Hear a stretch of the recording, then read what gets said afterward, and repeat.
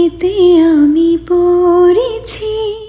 তালাক না দিয়ে অন্য স্ত্রীকে বিয়ে করার অভিযোগে করা মামলায় আত্মপক্ষ সমর্থন শুনানিতে নিজেদের নির্দোষ দাবি করেছেন ক্রিকেটার নাসির হোসেন ও তার স্ত্রী তামিমা সুলতানা তাম্মি।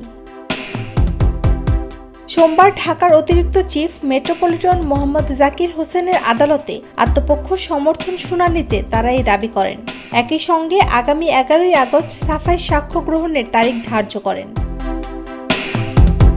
শুনানিকালে ক্রিকেটার নাসির হোসেন ও তামিমা সুলতানা তাম্মি আদালতে উপস্থিত ছিলেন।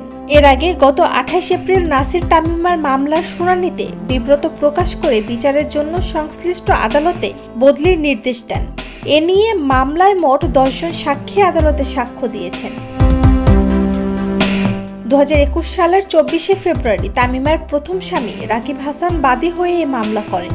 মামলার অভিযোগে উল্লেখ করা হয়, রাকিবের সঙ্গে বৈবাহিক সম্পর্ক থাকা অবস্থায় নাসির তামিমাকে বিয়ে করেন, যা ধর্মীয় ও রাষ্ট্রীয় আইন অনুযায়ী অবৈধ।